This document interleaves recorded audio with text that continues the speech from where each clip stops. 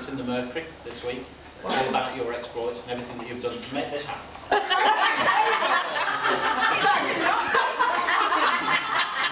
Modest as she is. Thanks, Pepper. I can say I needed a clap.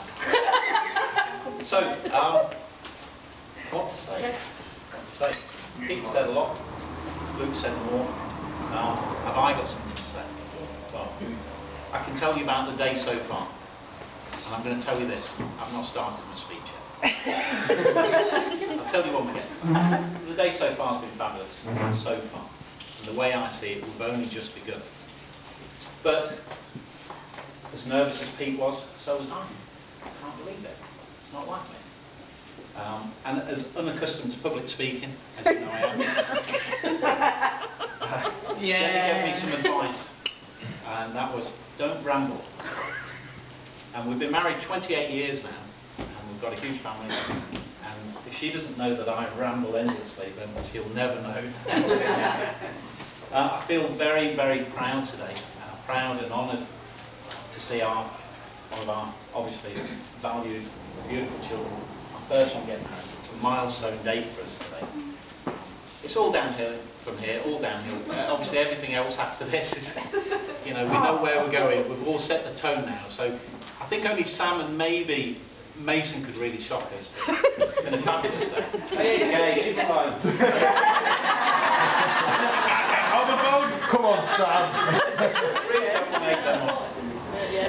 Really don't make them on. Like the guys have said, and I think that it's proper, and I took some time out this morning myself to remember the loved ones that can't be here with us today. There are people that aren't here with us today, that, because they're not special as all you guys are invited, there's people that can't be with us that we've loved and lost. And it's nice to keep them in your heart and on your mind with a smile and with a happy heart, because they're here with us that way, you know. And to me, that's where they live on, and they would have enjoyed every minute of the day and played major roles. So we just keep them in our hearts. That's all I can ask.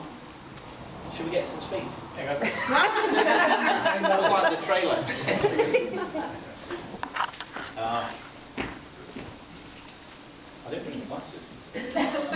Jenny said, bring your glasses, you know you can't see. I've got one. Use these. I've got one. That's the only glass I have. You need your readers, don't you? Right. You're actually going to put them on? Fornication. Sorry, excuse me. For an occasion, I'd like to come in to celebrate the wedding of Renee and Luke. What a beautiful, beautiful day it is. Fornication. One of those lessons then. They are. Luke chose me as his best man. We are pals. I'm happy to say that I'm pals with all of my sons. We've always been close, and I said to Luke when he asked me, you've got all these brothers, what about those? He said, I won't do that, you're my pal, I want you. And I said, what about Dean Macken? Dean Macken will be gutted if he doesn't get a look in. You actually got him, he had a choice. Not a million years. He said he's not as good looking. He's not as charming, and he's got a ball patch that you've actually covered the whole head with, so don't even come in with Dean. When he gets there, he'll be there. But no need for that, really. Always a sucker punch. There is, yeah. Boy, there. It's a little rough, but what a beautiful day. I'm not going to think about what Jen said, but what a beautiful day. And you know, I've been picked to be best man. Picked to be best man. And so we're looking back at some of Luke's trials and tribulations, and really, the more I thought about this best man deal, the more I thought, he set me up really, because the best man normally gets to take the rip out of the group. That's the best speech of the day, really, isn't it? You know all the little quirky things he's done, but as Pete said, he's been a good guy. He's given me very little to work with, really. But over the years, and I can go back quite a way. I've known him a long time. In fact, up until today, I've known Luke for 25 years, 362 days. Oh. And prior to that, I knew him as the bump. 9 months that was, wasn't it? Yeah. And so we were very close. But what did he get up to? Squeaky clean kid, isn't he? Really. You know, everything's perfect. Doesn't swear, doesn't drink. In the last couple of years, we've heard a number of stories that have come out, and they've leaked these stories. You know, we thought that they'd let him really, really shelter life as children. And, you know, particularly Luke never got into any trouble. Unlike Jamie. I mean, Jamie obviously... I will stand up for you. Jamie, let's say, pushed the boundaries. He pushed the envelopes. He challenged us all, and you know, for an eldest son, that's life. I look at my older brother Tommy there, and Tommy knows what I'm talking about. Yes, he's the first. Hospitals, police officers, etc., etc. Jamie pushed that, and that's perhaps why he was there when Luke needed him. But whilst talking with Jen and just reminiscing of some of the things when Luke was young, we started right back at the age of perhaps 1.5. And Jamie was 3. Luke had lots of firsts in life, and I think that this was one of his firsts. I think his first Kinder Egg. He was sitting in a high chair, eating a Kinder Egg with a surprise, obviously, and it pops open. And then after he's ate the egg, he thought that was all edible and decided, I'll swallow this shit. And Jen had a real major panic on because it went down. And there weren't safety with a little hole. The kid's choking. And he's 3. This kid over here, 3, as a hero. And Jen's panicking. He stuck his hand in his mouth. Got it out. Saved his life at 3. So it's been life. That kid's been a hero from 3. He may have that edge, but he's there. He's a hero. Because they all have been. They've all looked out for each other. They've been the best of parents. And it makes you proud. But Luke's had lots and lots of milestones. And from that age, I look at the times that we had and the times we played and the times and everything that we did for him. You know, I remember all the first things for Luke. Luke's first go-kart. You know, he had this amazing go-kart, which we bought for them, and at the time I was envious that I couldn't fit in it, but this thing had 4-wheel steer. It was yellow, and had an adjustable seat, an internal pedal, and we steered it by handles. And he could head down the street and do a handbrake turn in it. And every kid in the street wanted this go-kart. Luke loved this go-kart. You know, it was a first. Carl remembers it. Oh, we all remember it. Listen back here. Got the tissues out. But when they were young, as children, when they were young growing up, they had everything.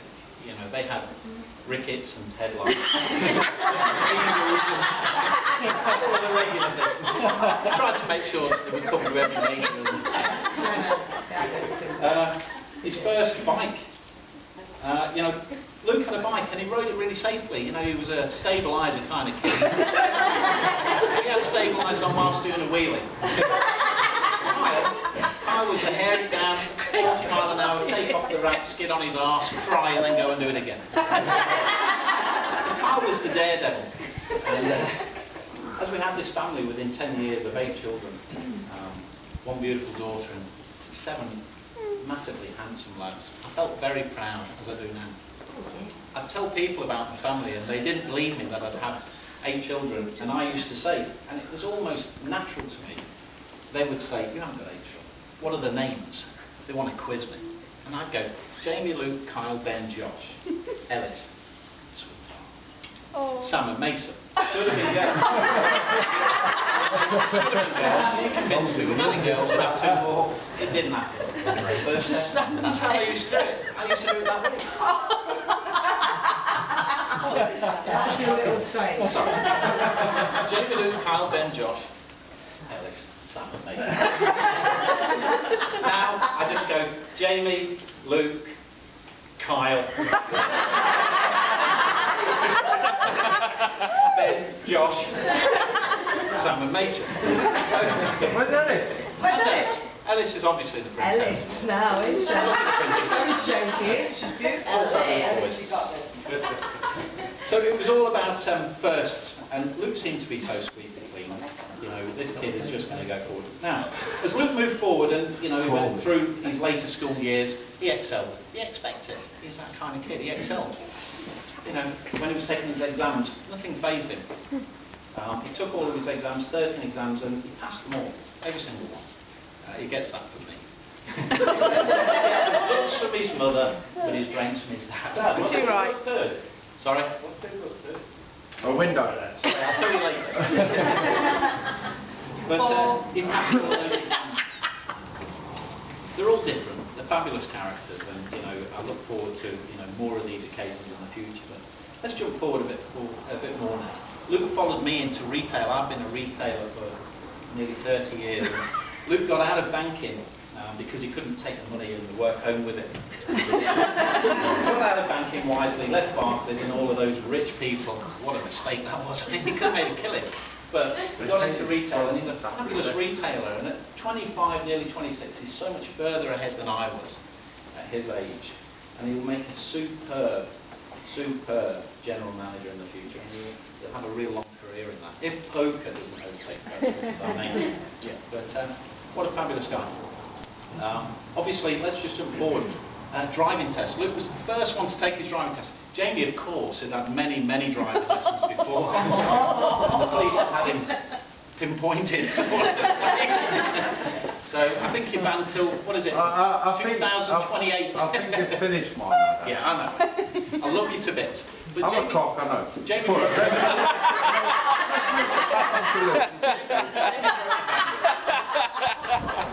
no, he knows it. You're not. Listen, Luke went off on his first driving test, first one. And Jenny said to me, what do you think? Will he pass? I went, he'll walk it. Kids are natural. You're supposed to drive. Totally confident. Walk back. And we waited for him outside as he drove back home. And we pulled over and had a little chat and a little grin on his face. Didn't give a lot away. Playing those cards close to his chest. But he got out and he was like, confident. First time. And then after that, Kyle took his driving. Now Kyle could have took a car to bits at 10 and put it back together. The kid's a natural. Anything mechanical, that kid is a natural. So Kyle was off on his driving. First one went off. Jenny says, what do you reckon? I said, he'll walk it. That kid's a natural driver. And again, came back. Now Josh. Josh is an artistic kind of kid. And he's very talented in lots and lots of ways. I just didn't get the same feeling. I was thinking, I'm going to this kid. Josh went next. The buses, you want to watch out for them. Josh is great at events like this because he's always got a big grin on his face. He's great for photographers, they love him. You don't have to say smiling, they're smiling. And he's gone off for his first driving test, and on the way back, Jen says, what do you think? I went, he could, he might not, I'm not sure. Because some days Josh is thinking other thoughts, aren't you? And he pulled up and with a big grin on his face. Jen went, he's passed, like you can't tell. You just don't know with Josh. He could have just failed his test and lost 100 quid, he still smiled. He got out and went, yeah, passed. Fabulous. We've bred, some really good boys. Look at this. Pass after pass after pass. Ben had his test, unfortunately. Back off. No pressure. I said to Ben, no pressure. How'd it go, Forrest? Don't you stop, Basil. Ben had an unruly and very chauvinistic kind of woman, really. Oh, she was right there. But anyway,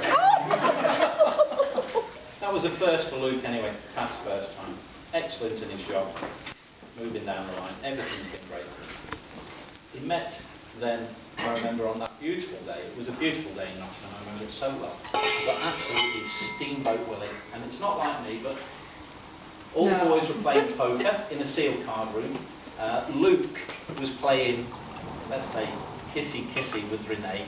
They were sharing an iPod. It was like the Lady and the Tramp. I thought we were going to get some sharing an iPod. And I thought, I'm a goosebump. Here I am in Nottingham, I'm a goosebump. I've got no one to play with. And I thought, I'm in a casino. I've got some dough on the hip. I'll have some fun. I think I made about 450 quid that one. I was drunk. And I was happy I was splashing cash everywhere. Jen, I didn't tell you about that. I spent it all on you afterwards. We had a great day. I think Luke definitely lightning struck on that day, and he didn't really care about it. And I have to say, as far as first go, Renee, I know for a fact, is Luke's first love. And how special that would be if we were all as lucky as Luke. Fabulous. Now, because of that, I know looking to the future that Luke's life and Renee's life is just going to be perfect. That's just how it's going to be. Perfect for each other. Perfect for each other. There's nothing that's going to... I don't want to jump forward into the children. I'm as broody as an ale. I'm like... Nothing's going to stop these two from moving on and being a success. So, do we get to the other page? If I didn't mention any of my other children, it's only because they've all kept secrets from me. Sam and all we can't mind. All together.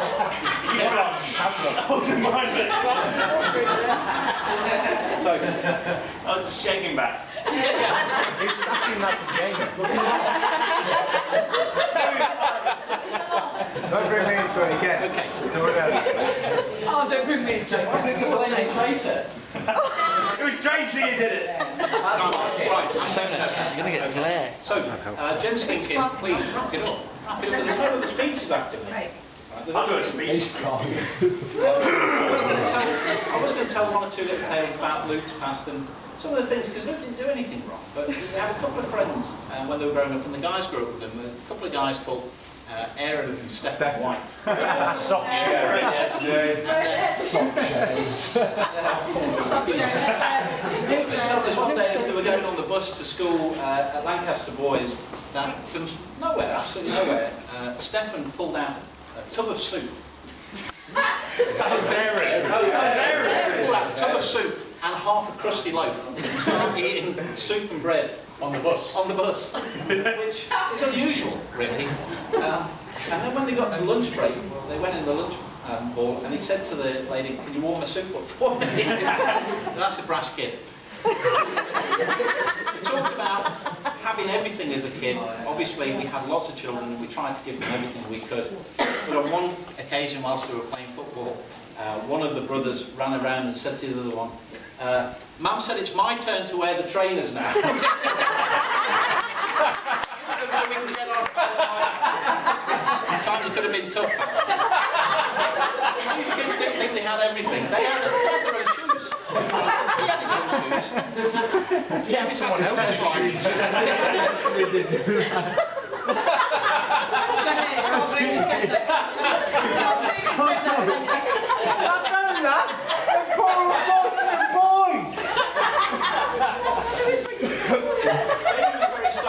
When he was young, and he said one day, I've got to have this, that and the other, and I said to Jenny, tell him Be Wise is a brand. You don't know any different when he's... And I think I can remember saying... Yeah, too. That was it. So, to wrap up, thank you all again and say how beautiful, absolutely stunning that my new daughter is today. This is from the absolute bottom of my heart. We love her to bits. We absolutely do. There's never going to be any change to that. It was from day one. A girl like Renee that makes our son as happy as he does can only make you feel that way. No other way. And so I'd like you all to raise your glasses in a toast to the happy couple. And I'm going to toast to love, to laughter, and to a happy ever after. Luke and Renee.